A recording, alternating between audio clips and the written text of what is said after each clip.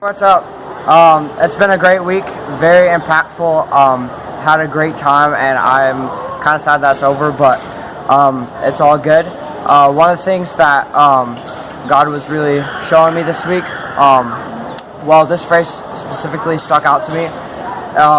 It says, God meets you in reality, and that has really impacted me this week because I just want to grow in being self-aware and real about how I feel before the Lord, and so that I could offer that to Him instead of just condensing or ignoring how I feel about any particular thing, but just being real in His presence.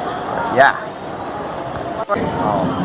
One thing I learned was when you're praying, you want to give everything to God. Whatever you're feeling, every thought that you have, everything, you want to give that to Him. If you're happy, you give that to God. If you're angry, you're sad, you're anxious, you're worried, everything, you give that to God. And I really want to start applying that to my prayers, and just on a daily basis.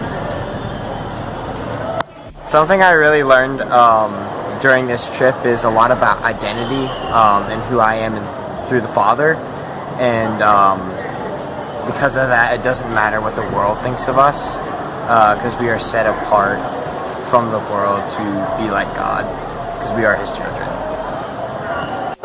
Hey church family, I just want to thank you so much for blessing me and my group to come to life, because during my time here I've learned about God's purpose. And one of the speaker named Megan, she said God created us on purpose for a purpose, and that really touched me, because as I grow up and become a grown adult, I really want to know what God's purpose is for me. And during this time here at life, He's giving me peace not to worry about the future, and just to live it for Him. And every day that I wake up, I just think of what can God do for me today, and just be led by the Spirit. So I want to thank you guys for your support. Thank you guys for your blessing financially and spiritually by your prayers. And I hope that you get to see all of us grow up the way that, and see how God is working powerfully among us. So I appreciate it. And what I learned at Life Conference this week is that that it's better to be open with each other and with God. You got to be honest and just pour out your emotions to God, because He can take care of them. And he's the only one who can make it right, and also to just tell others how you're feeling, like your friends, so that they can pray for you and stuff. And so just learn that it's best to be open and honest, and that's the way to go. This week at Life was a blast, and the thing that stuck with me was that in one of the sessions, this guy named Sojo, we called him Dojo too, but he didn't like it, was talking about putting labels on people and judging them, and how it wasn't right. And then he asked us to think about labels that would be used on us, and it was like strange and different thinking about what people call me and what I call other people, and how it goes back and forth. And it was just cool to see how it works out like that, and how we judge people like that. Wasabi. Anyway, this week has been pretty cool.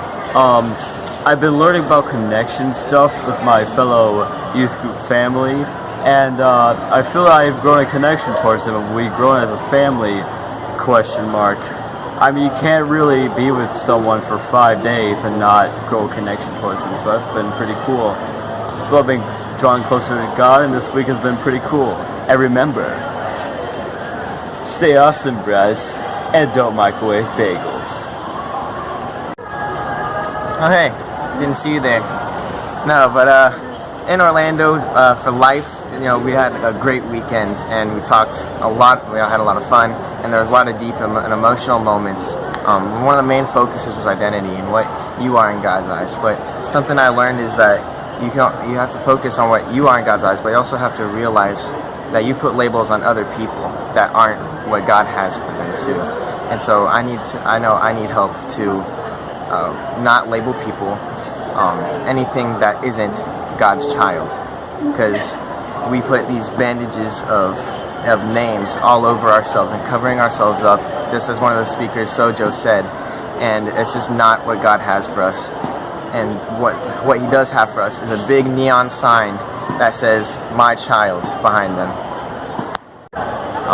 Some things that I learned on this trip to Orlando, as you can see in Orlando, I learned that our past and our labels do not define who we are, and that just because somebody else labels you as, like, I don't know, like rich or poor, for example, doesn't mean that you're rich or poor in God's eyes.